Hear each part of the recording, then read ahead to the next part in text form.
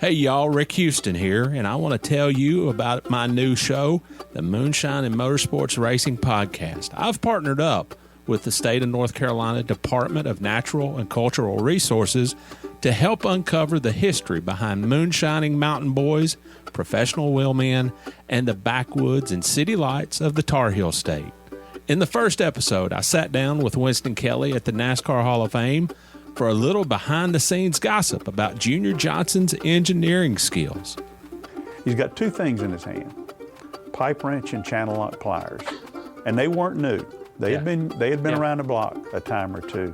Wasn't the first steel they built, I bet. No, I think the pliers had been red before, but paint had worn off.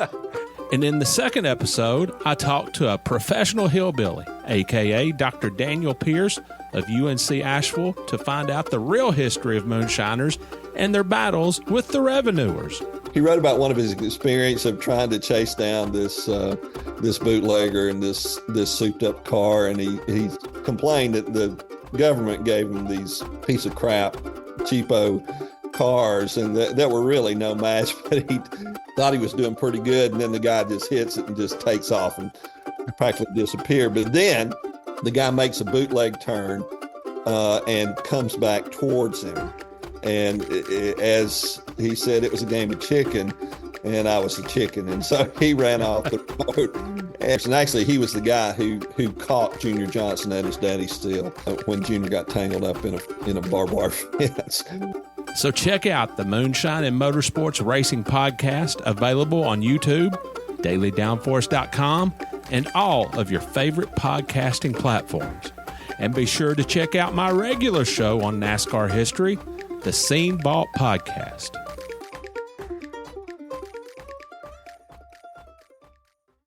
Hey there, NASCAR fans. Have you got your copy of the latest edition of NASCAR Pole Position Print Magazine? If not, there's no better time than now to subscribe at polepositionmag.com. NASCAR Pole Position is the only print magazine covering NASCAR. Officially licensed by NASCAR, NASCAR Pole Position Magazine is published throughout the NASCAR season, and each edition is an instant collector's item, packed with great feature stories and photography. The magazine is even mailed to you in a poly bag for those who love to collect NASCAR memorabilia. At polepositionmag.com, you can even find past issues available to purchase. Get your subscription to NASCAR Pole Position and get great NASCAR content delivered straight to your mailbox throughout the season. Learn more at polepositionmag.com. That's polepositionmag.com. Hey, Rick Houston here with another episode of the Moonshine and Motorsports Podcast. I don't know if you've seen the news about the sinkhole at North Wilkesboro Speedway and what it might have revealed, but I was all over it. I talked to Jessica Fickenscher about the track, bringing it back, and the sinkhole. Let's see what she has to say. So, Jessica, what is it like to be part of a team that performed a true miracle there at North Wilkesboro? Yeah, it was probably the highlight of my career. It was, we were pretty wide open for about 9 months while we were not only planning the All-Star race, but also rebuilding the Speedway back to hosting events. We have an amazing team. My coworker, Steve Swift, and I, kind of rolled up our sleeves, and we were lockstep the entire time. And just to watch everybody kind of rally around it, from employees to the community to the industry, it was awesome. I felt like sometimes I just had to pinch myself. Now, what is your title there, and what all does that entail? So for Speedway Motorsports, I'm the Chief Experience Officer, but then I also wear the hat of the NASCAR All-Star Race Executive Director. Wow. So for the specifically North Wilkesboro Speedway, I just oversee the All-Star race and the execution of that.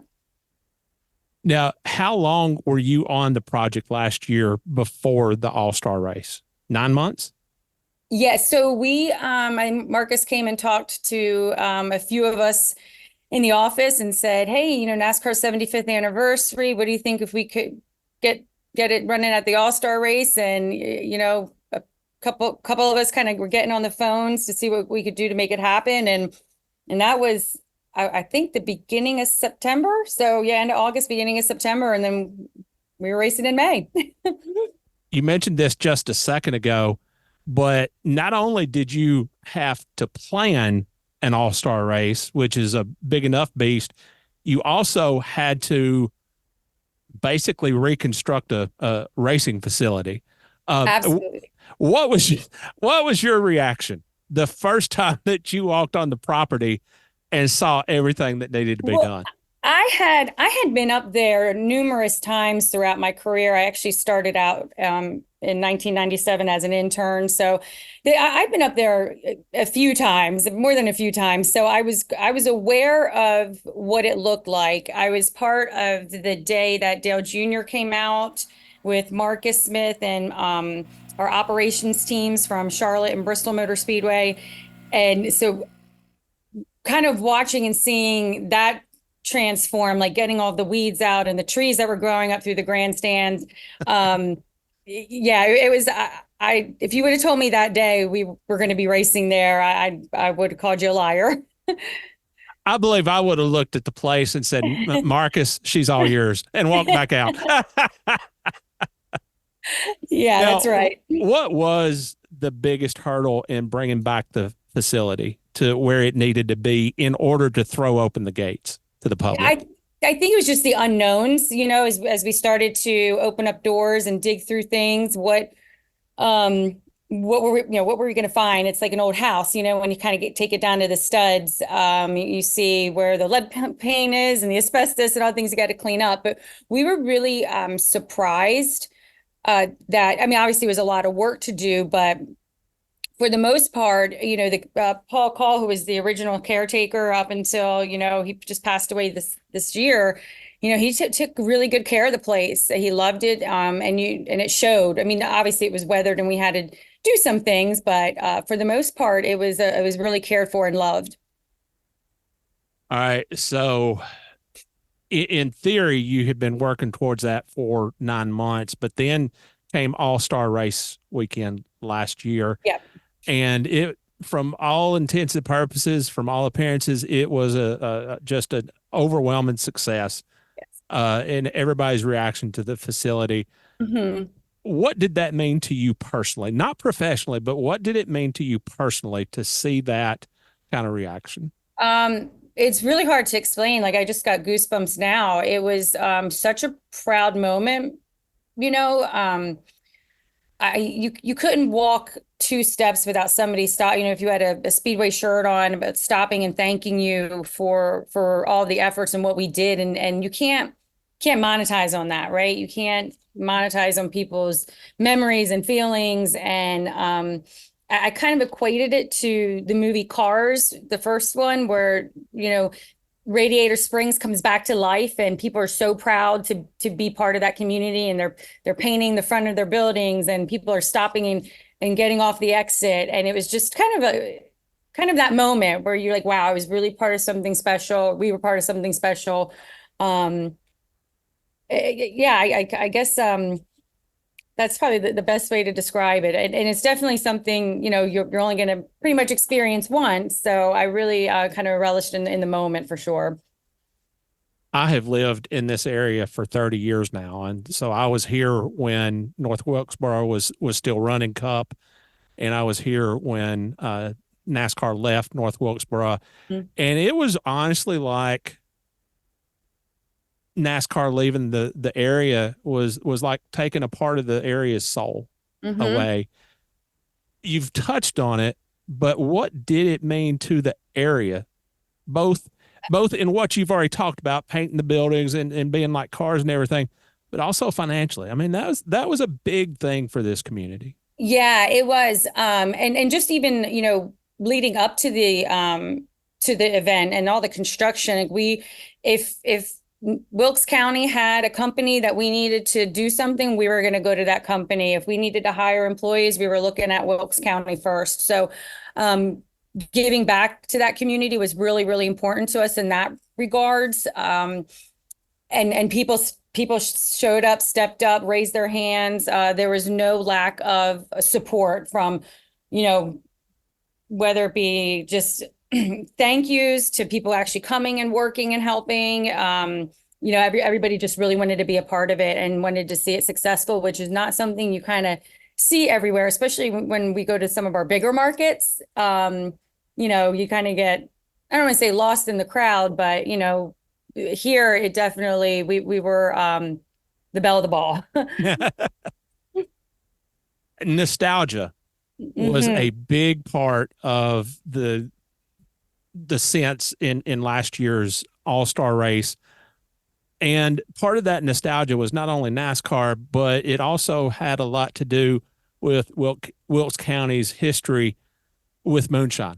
Yes. That goes a long way back, well before stock car racing was even a thing, long before cars were even a thing. What was the plan when it came to playing off that nostalgic theme for North Wilkesboro's reopening and its moonshine and bootlegging background? Yeah, we leaned into it. We're like, this is part of the community. This is who they are. I know obviously Junior Johnson and his ties to that community, and his wish to have that place back open one day. I mean, Benny wasn't so much into the moonshine part, but he was another one that was somebody that we wanted to make sure that we respected and honored during this whole process. But the moonshine part, just having some of the locals that come around and tell the stories of stuff that they saw there growing up, it was really neat. There's the Call family.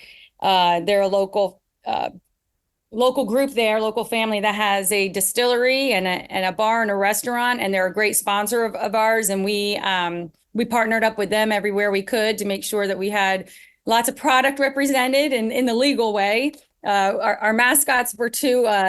One was Hooch and one was Honey. So they were little, because there's also honey up there, so we had to make it somewhat kid friendly. But we leaned all into that, to what Wilkes County is known for, and that was racing and moonshine. Well, tell me about the trophy. I mean, it's actually in the form of a steel. It is. And actually the Call family, Brian Call, he made that for us. He also made us a replica one that's actually in the Hall of Fame, the NASCAR Hall of Fame right now. So he took a lot. I think it was heavy too. It was really heavy. It was awkward, but it's, I think, one of the coolest trophies out there. You have had a pretty hectic last few days at the racetrack. What happened? Yeah, so we had a sinkhole, some erosion, and there have been rumors that there was a still and moonshine stored under there.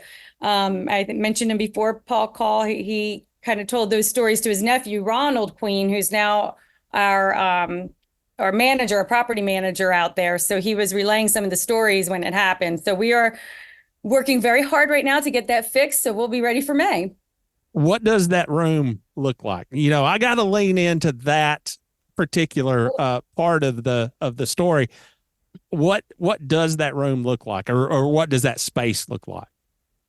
A lot of dirt, a lot of old concrete, some cinder blocks. It's yeah. We're still digging, seeing what we'll find. All right. So you've mentioned a lot of speculation over that space's possible use, moonshine. I mean, if nothing else, it makes for one heck of a story. Exactly. Have fun with it. Again, embrace with what you're given. We've got a challenge, and I think, our Speedway Motorsports, we're no stranger to promoting and trying to make things light and fun. And that's what we do. We're in the business of good times. So now a good race promoter would be all over that possible moonshine room. And if nothing else, have T-shirts featuring Junior Johnson's liquor locker or something. Now, if you actually use that, I want my cut. Okay. Okay. Surely that's something that the team there is going to play up leading into the All-Star race this year. Yeah, I've been, obviously on text threads and email chains, and the ideas are flying back and forth with the team. So we've got a pretty creative bunch here. So they're having fun with it. Jessica, last question. What does the future look like for North Wilkesboro Speedway? We're planning on racing there. We're coming, obviously back this year, working on the 2025 schedule. We're going to have the cars finale there, where cars will be racing All-Star Week. They're going to have their finale there in October. The mods are coming back in the fall. So I think most people know, again, Speedway Motorsports, we don't let our tracks sit dormant. We like to have them in use as much as possible, and North Wilkesboro Speedway is no different. And what we do, we put on racing and entertainment. So that's what we're going to do. All right, good deal. Anything else you'd like to add? We've got action-packed week. We've got cars tours coming back, the ZMAX cars tours coming back on Tuesday, Wednesday, the hauler parade through both downtowns Thursday night, pit crew competition. We got cup cars on the track all 3 days, 2 concerts. So there's a lot to see, a lot to do, and a lot of things to do in the town too. So I hope people come, get their tickets, and camp and have a great time. Awesome. Good deal. I hope you enjoyed that conversation with Jessica. What do you think? What was that space used for? Let us know in the comments. Be sure to follow us, hit the notification button, and be sure and check out the Scene Vault podcast.